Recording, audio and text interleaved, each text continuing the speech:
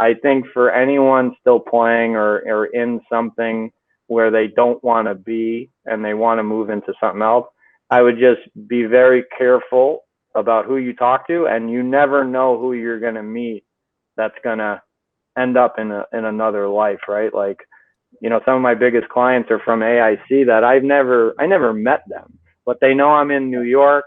They know I played hockey there, and it's just a connection now. And, you had Chimenti on, Matt Chimenti. He's one of my biggest clients now just because of that hockey relationship. So you never know if you're playing for a coach 10 years ago, if they're going to get into the same business as you. So I would just, network with everybody, be nice with everybody. Don't burn bridges, because you never know how it's going to affect you in your next career.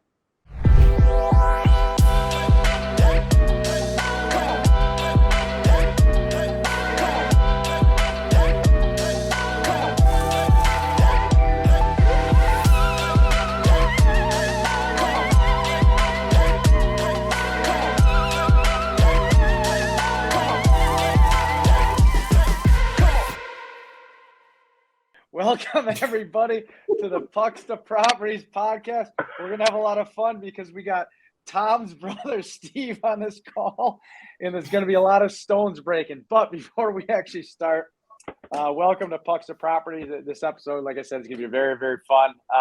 It's brought to you by REVA Global, which is the premier virtual assistant company in the nation, and also Perch Rock. It's our real estate investment company here in Connecticut. We're in multiple states. So if anyone's looking to join a team, let us know. Like I said, we're extremely excited for this episode. Tom, why do we do this besides getting your handsome ass brother on a call in a tuxedo? Why do we do this? I've been dreading this one for a while, but I think we bumped him 2 or 3 times already. But before I knew it, I got a calendar. And I got thank you, Bob. He's on today, so I will try and be professional and deliver like we always do. We do this podcast to give back to the game that we grew up playing, that we know and love, and has given us so much opportunity and taught us, core values and principles and work ethic, and help guys transition into the business world. And if we could help one guy or help 10 guys, wherever this grows over the next, few years, the platform is there for guys to reach out and to take advantage of opportunity. And that being said, that's why we do it. And we don't want to ride buses at 3:00 in the fucking morning anymore. That's also why. So if 2 suitcases like the Mele boys could be successful in real estate, everybody could. I'm making fun of you guys. I was a suitcase as well. So if 3 suitcases like us could be successful in this business, I think anybody could. But anyway, Steve, take it away. I know we got a shrine back there of Tom Mele. You're probably going to break his balls in this one, but take it away. Give us a little introduction to yourself. Thanks, guys, for having me. It's been 9 months, I think, since the show launched, so I'm glad I got in the first year at least.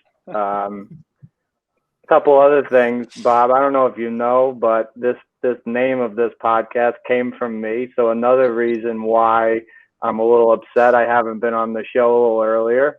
Do you know the story? Tom took credit. I don't know, so please tell us, because Tom took credit for it. I got a great idea. I got a great idea. Yeah, of course he did. So I think I was in Roanoke, and there was an article written about me, before Tom was even a thought in real estate. And the headline was Pucks to Properties. And before I know Tom's got a podcast. Pucks and Properties. That's what it was. I changed one thing. Oh, and before I know it, Tom's on it. It's like the Queen and Vanilla Ice song. You change one thing, it's a completely different song. Wasn't even asked to be part of this project, and all of a sudden I see him on YouTube and Facebook with a podcast. So that's number one. So it took 9 months for me to get on the show that I came up with the name. And the tuxedo, I'm not very exciting. I'm a realtor. I gotta bring some. I don't own a bunch of properties. I don't own a clothing company like your past guest. So I figure if I'm gonna stand out, I might as well dress the part. So that's my story. Great story. Great story. All right, before we get started, who would win in a fight? Which one of you guys? Oh, Tom. I mean, look, he's got a shrine to himself. He's very excited about his old hockey career, and he's tough. I'll be honest, he's tough. All right, good stuff. Good stuff. So, Steve, tell us a little bit what you do now. We'll dig into. Obviously, both of you guys have a little bit different path, which is important because there's a lot of players that have played either with their brothers or have brothers that have played the game. Myself, my brother was a number 4 in the world draft pick, so I got a little different story, but kind of the same. It was a brother that played in the game. So, tell us a little bit of what you're doing now. We'll back in your story. So I do a lot of retail real estate. I'm a realtor with Houlihan Lawrence, one of the biggest companies in New York and Connecticut. I serve New York and Connecticut. We're from the Bronx, so I do a lot of Westchester County and the Bronx just because of people, we know and growing up. And then I do a lot in Fairfield County and New Haven County just because we live up this way now. Been doing it 6 years. Our cousin, Anthony Sirocco, he's the broker for the branch of Houlihan Lawrence that we have. I've been doing this 6 years.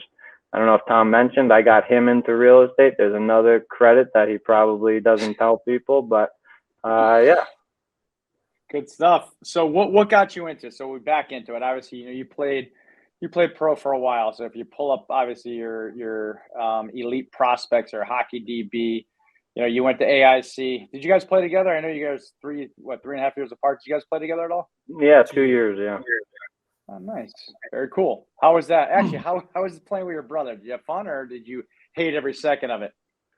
No, I loved it. I mean, he was a junior, I was a freshman, so we kind of had different, college stocks. I mean, hockey-wise, it's different than the pro game, and your role is kind of majority of the time it's based off class. So we were in different roles at school, but it was definitely great to have him there, as an older guy to talk to and to learn, going from junior to college to pro, there's such vast differences that your first couple of years in college, it's like you just figuring it out. But it was great. And then, we played together again in pro in Tulsa. So we've had a couple of experiences together, playing together, and we look back at that, and it's a great memory. That's got to be really fun. So you obviously played for you started your first pro year was. I've been everywhere. 13, yeah. 13. You've been ECHL, you've been CHL, you've been FPHL, you've been SPHL, and you're playing. Are you still really working my way down? Yeah. Are you still playing with Dan Barry, or did you hang up the skates with Tom? No, we're done. Yeah, we played together that one last year. I think having kids kind of changed things, put your health in perspective, and having to provide and work. So no, that was our final hurrah, I guess. So let's talk about your transition. You have did you say your uncle owns the company, Anthony, or is it our cousin, our older cousin? He's in retail real estate probably 25, 30 years, and he actually opened his own brokerage, Turnkey Realty Group, and then we recently, like 2 months ago, merged with Houlihan Lawrence. So now we're our whole office merged with them, and we're kind of like one big team now. Nice. How many agents total? We have 20 agents at our branch. I think they have 30 offices across New York and Connecticut. So there's like 1,500 agents, and we're 20 of them. So we're a small team, but we do a lot in both states. So let's talk about, obviously, you've played pro. Let's talk about that progression, because you played, let me see here. It looks like a lot of years, almost 10 years. Is that right? 9 years pro? Yeah. I mean, if you count that, I don't fucking know. It's all a blur, to be honest. So with your cousin it seems to me like your cousin was a big influence on both of you guys, right? But let's talk about you on this one, Steve. What made you decide? Like, walk through the years on, everybody struggles. I did the same thing. Your brother did. You did, right? So every year you said you're going lower in ranks. Right? I know we're laughing about it, but this is real stuff, right? Because we always want to hang on. We always want to play one more year because, dude, nobody wants to jump into real life. So walk us through those years. If you could, and you could remember, walk us through those years and your thought process, because, you know, we're hiring here at Perch Rock, Steve, and I think you know that. And we're actually looking at individuals that are playing currently right now in either CHL, ECHL, or FPHL, all those leagues, because we know this is more profitable, right?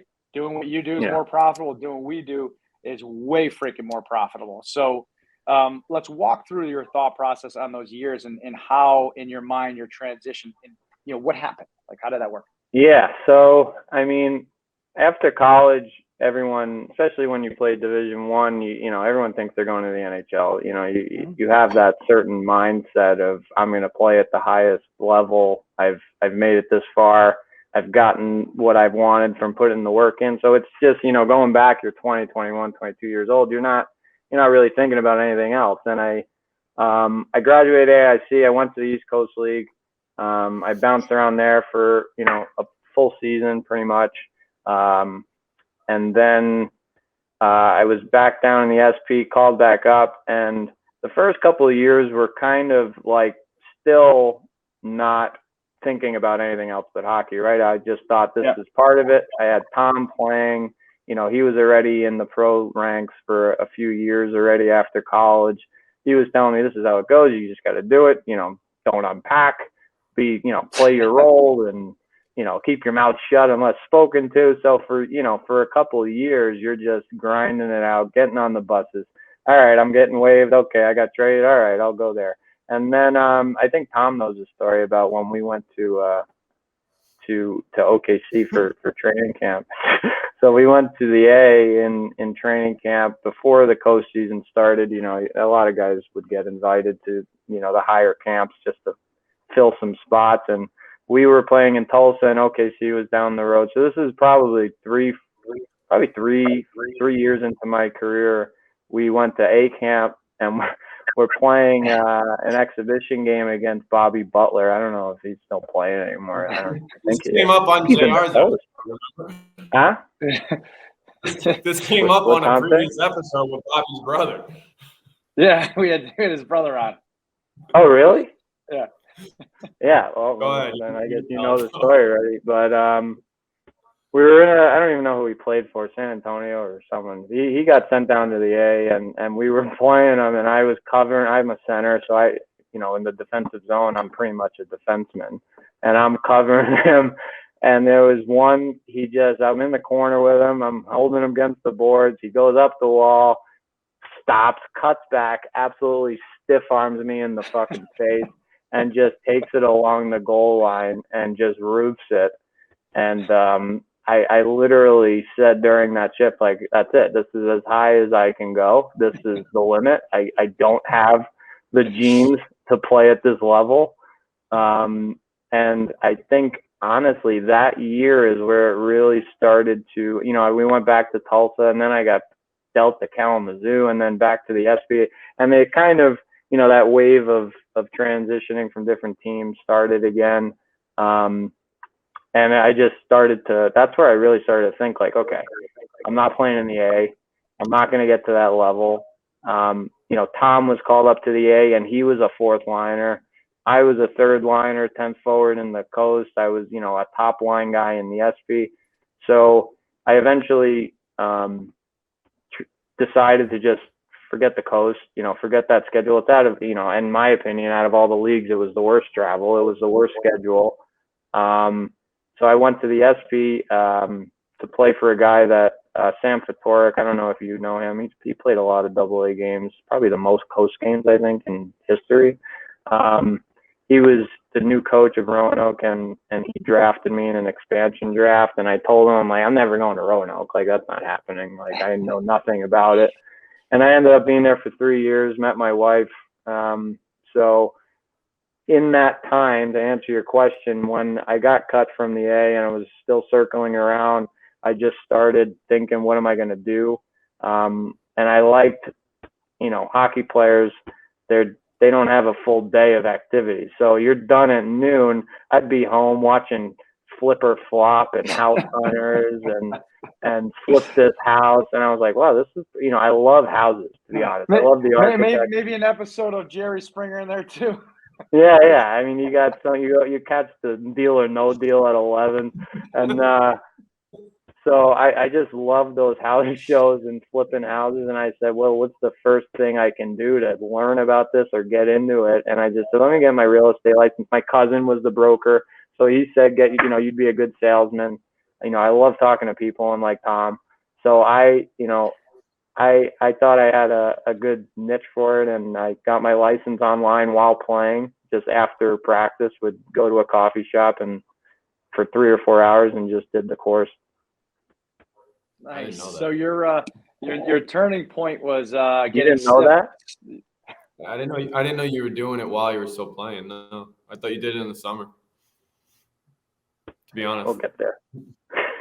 This is called brotherly communication right here. I don't know how to explain. What did you think I get? You mean getting the course or like doing real estate?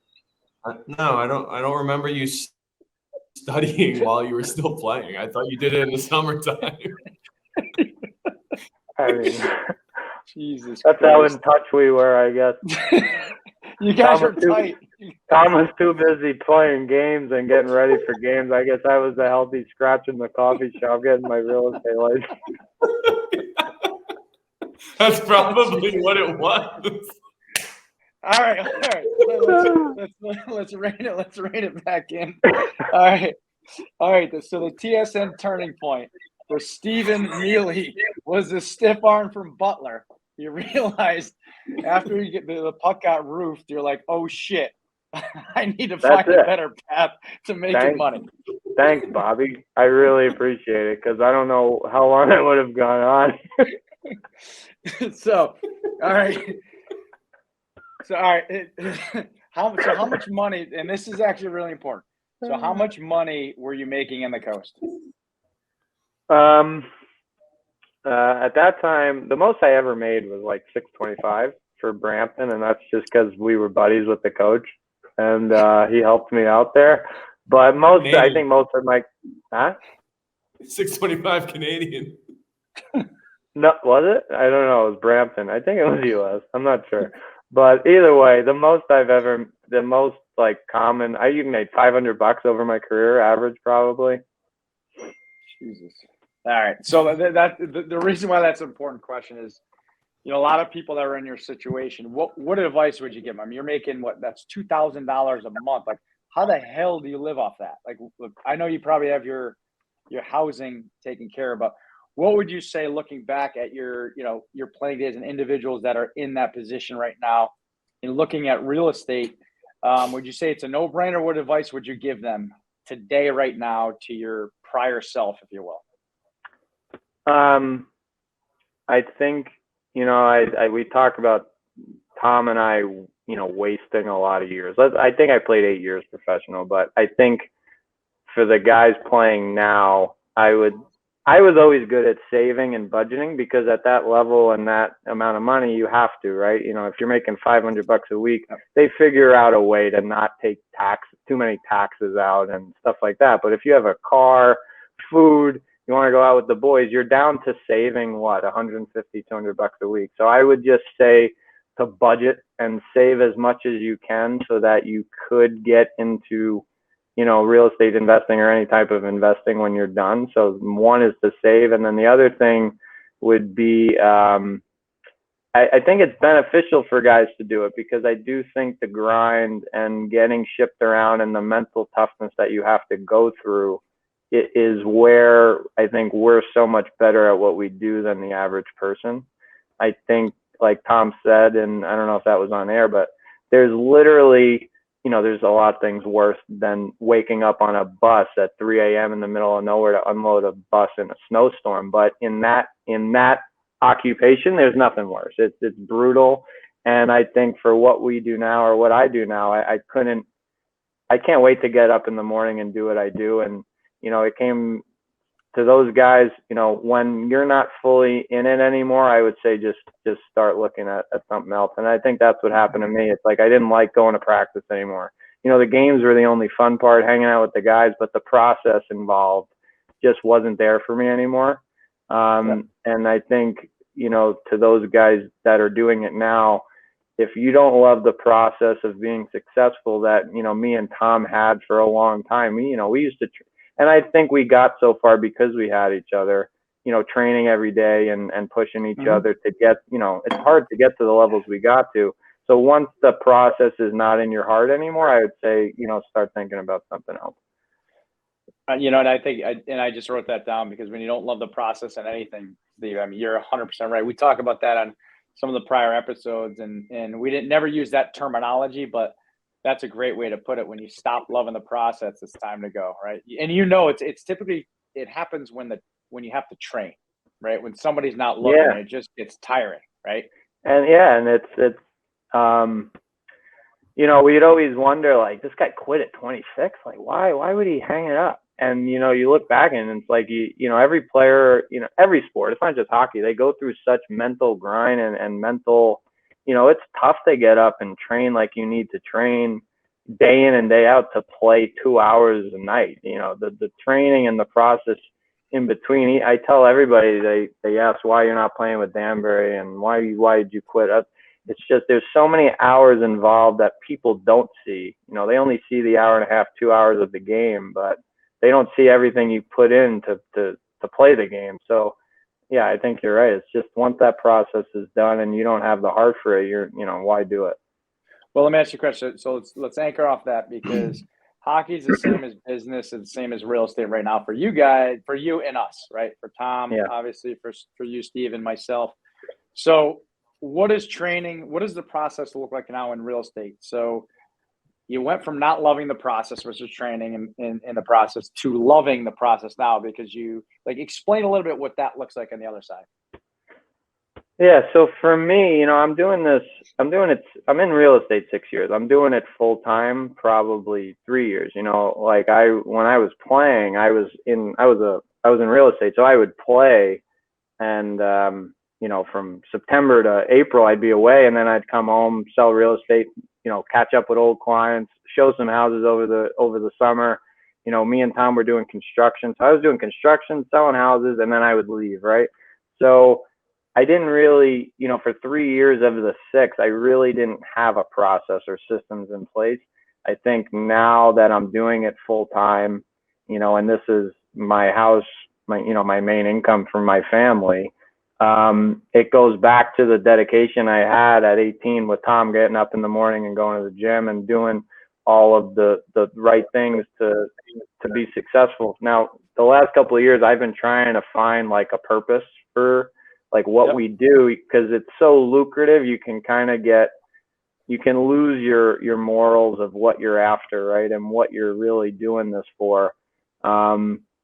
And it's a great business for money wise, but in terms of myself, I'm trying to figure out what's really going to get me up in the morning.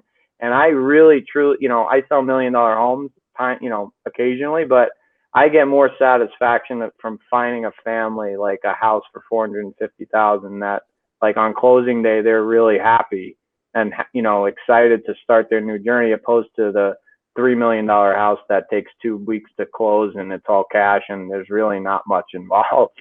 So I think the purpose for me in the process really comes down to I want to help people, and I think I've just spun it in a way to where I can help people, and there's a lot of shady people out there, especially in real estate. So I try to be genuine, and I think it's helped my reputation, with referrals and stuff like that.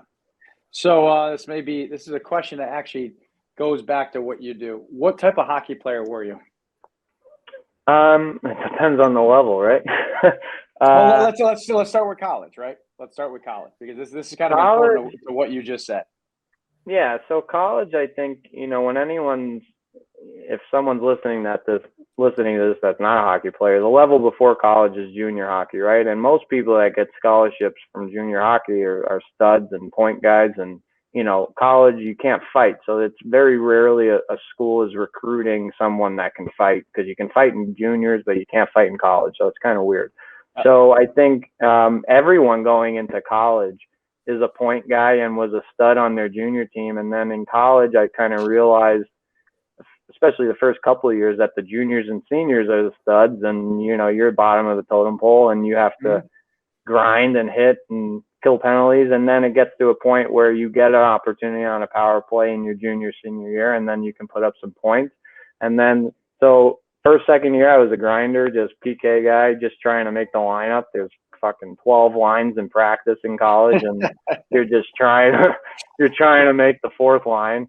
So, and then later in the career, I was on power play, top guy, and then that's when the mindset changes again, right? It's like the last year of junior. Now I'm a senior, I'm going to go pro, right? Forget Division One. Division One's over. Now you're transitioning into the next mind fuck of I'm going to go to the NHL.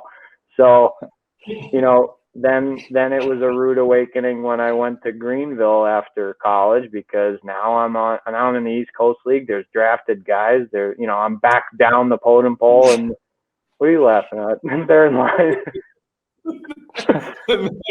The next mind fuck, I'm going to the NHL.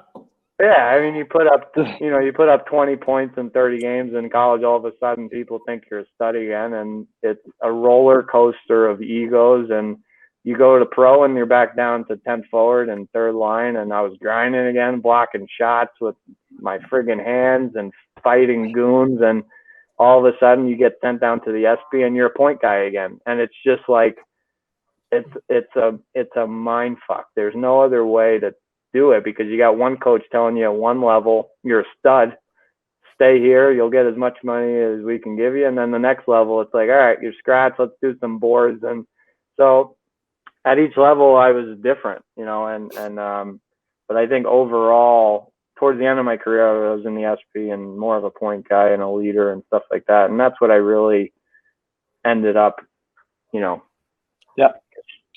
striving, I guess, in hockey, but it helped me later on. Yeah, it's interesting. Like, were you more of an assist guy or a goal scorer? I was a playmaker, assist guy. Yeah. I scored, always less than the amount of assists I have, but I was always a point a game kind of guy. In the SP, and then in the coast, I didn't have a lot of points at all. So it just depended.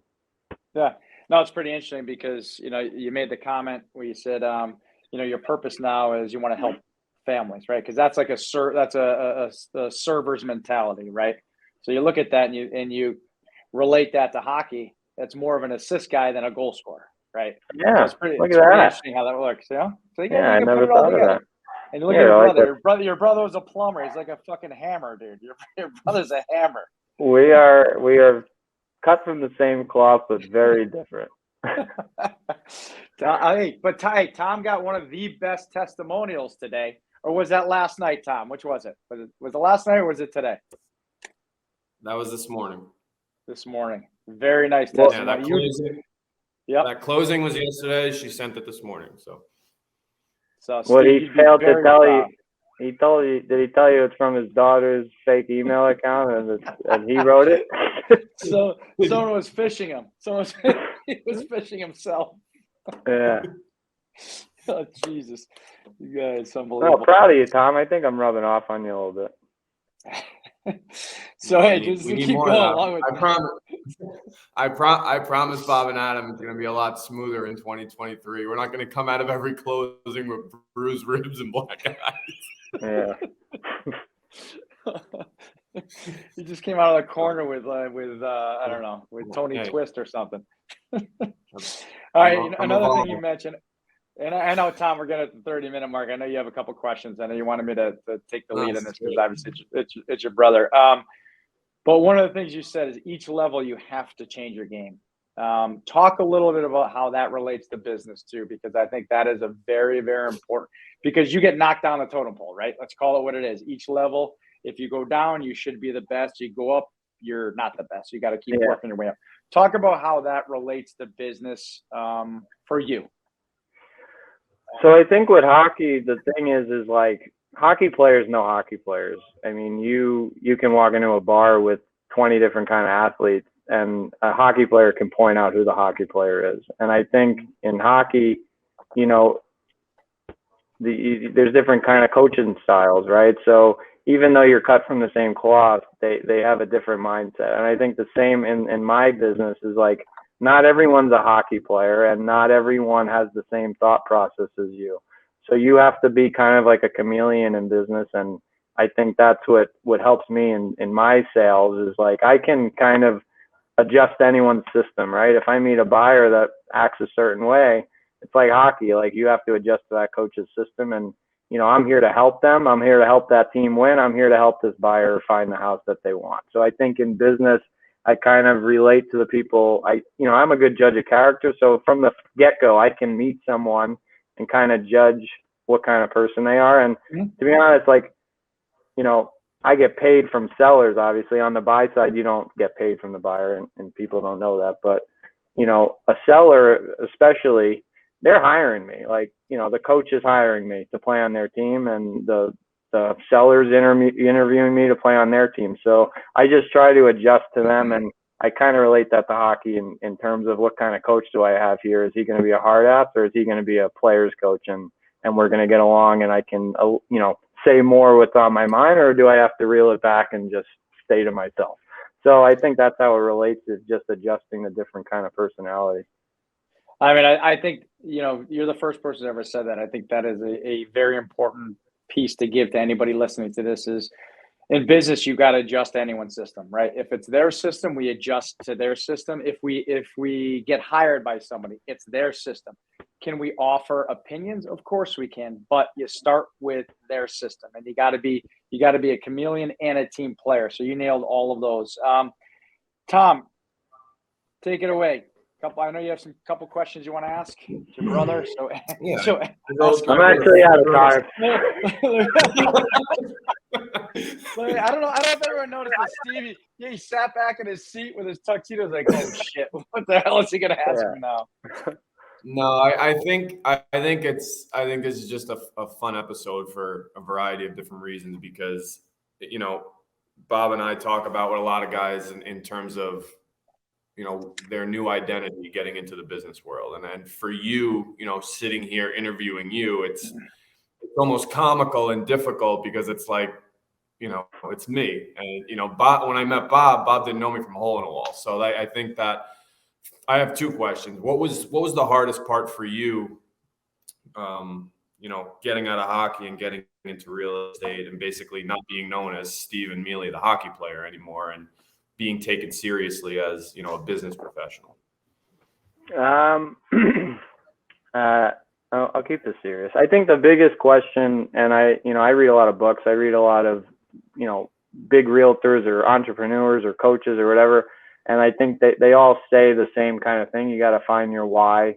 You know, why do you wake up in the morning now? You know, it's not to train and to go to the rink, and it's not to do the stuff that you did for 30 years. Now you got to readjust all your habits and kind of, you know, transition your entire life from what you know. And so I think the hardest part was kind of just coming up with those new habits and the new why in my life. And I think that's what a lot of athletes struggle with, is like, and they have, you know, what's the helplines for this. And, you know, unfortunately, a lot of athletes don't get through it. And that's why the suicide rate for a lot of athletes is higher than most, people in general, just because they can't find a reason why they get up in the morning. What's their new why? So I think for me, it was definitely that, meeting my wife and then having the real estate on the backside it made it easier for me than what I saw with other friends and teammates. You know, there's still guys that I know that are retired and they're struggling.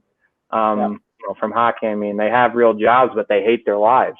But they don't want to get into our business because it's not a safety net, and it's commission based for me at least. And it's tough. It's tough for people that they're not the guy on their team anymore, and they're just alone in a lake.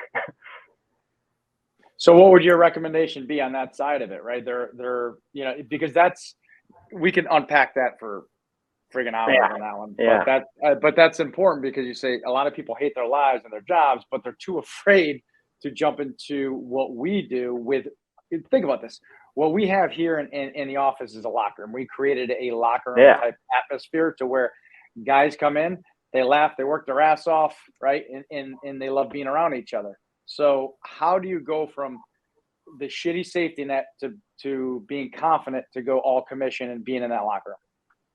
You know, I think if I can look back on it, you know, I'm 33 now. I quit hockey when I was 28, 29. So I feel like during the time I had my license, you know, Tom got into real estate after me, but he was, you know, I quit.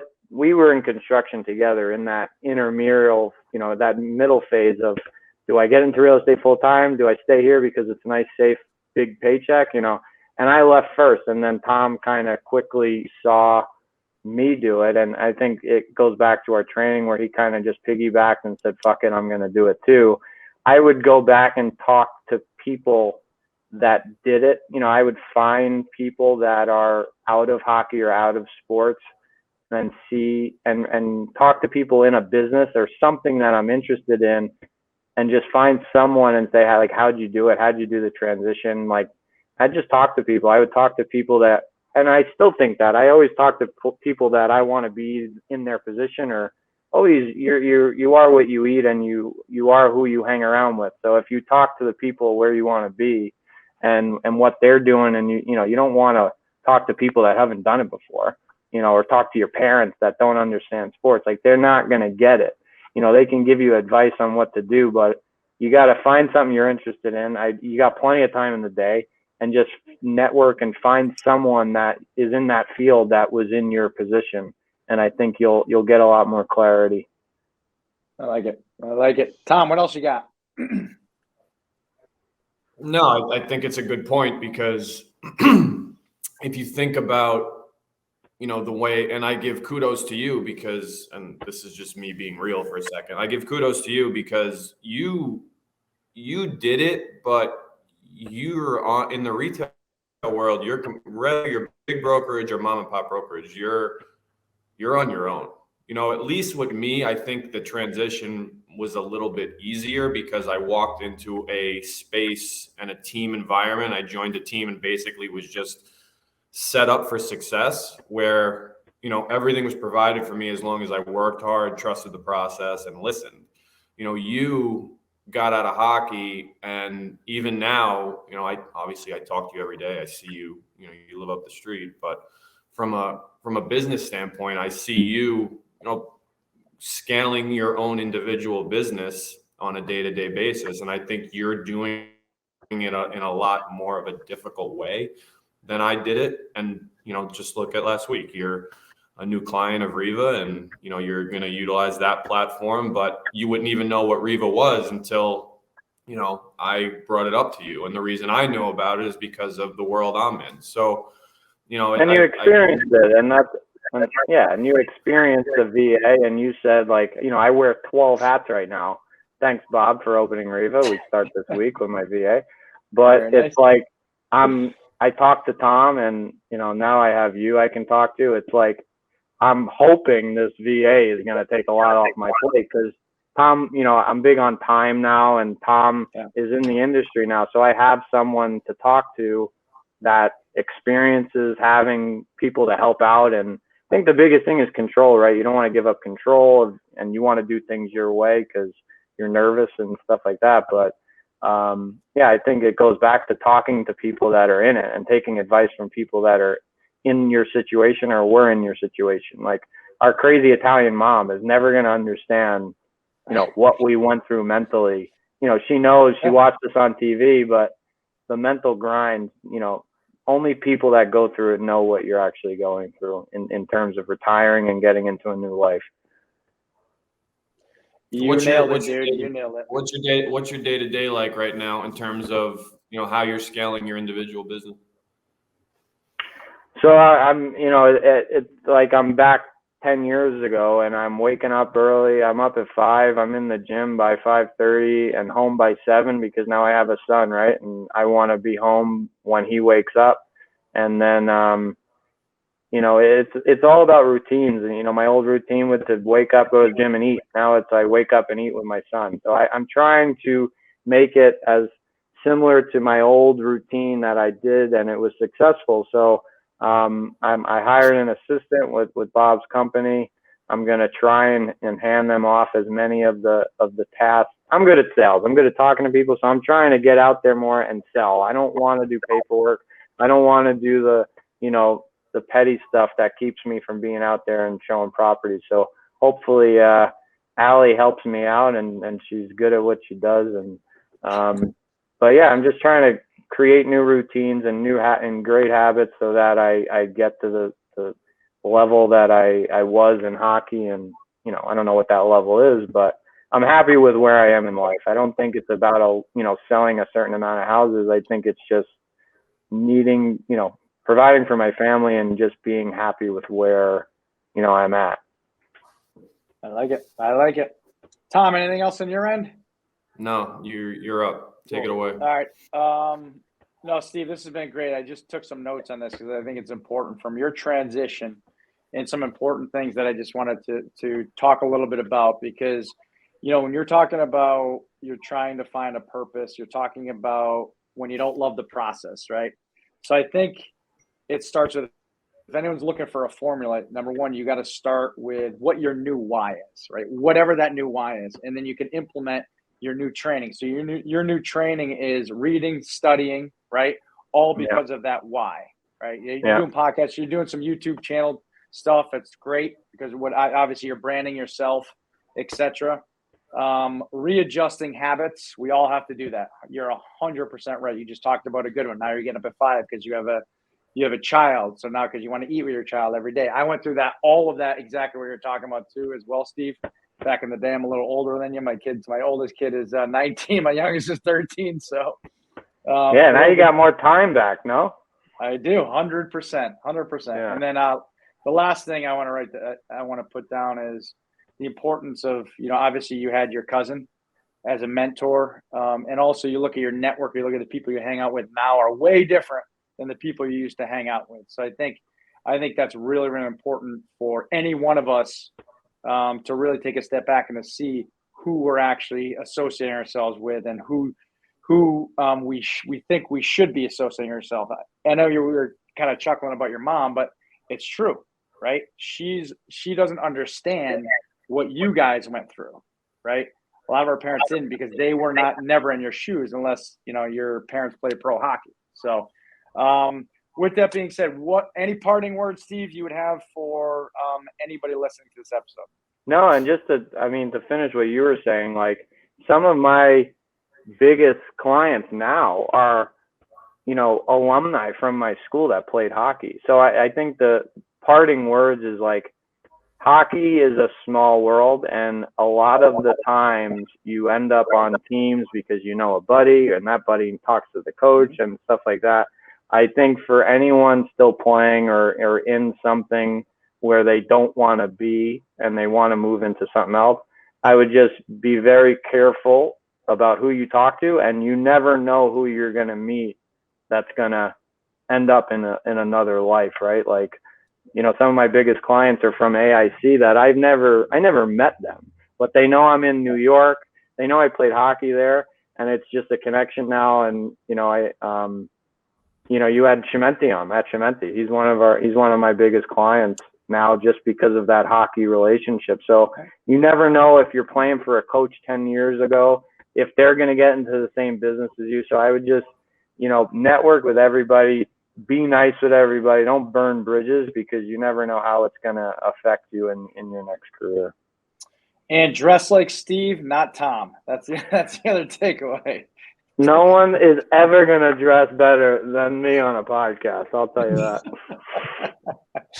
All right. With that being said, that's a wrap. Steve, all seriousness, thank you very much. This was a fun episode and some huge takeaways for individuals that were or currently are in your shoes, because I think that's very, very important. So thanks for taking the time out of the day. We know you're extremely busy. Tom, you as well. I know you have some personal stuff to do today, and then after that, you're gonna be hitting the phones, locking up deals.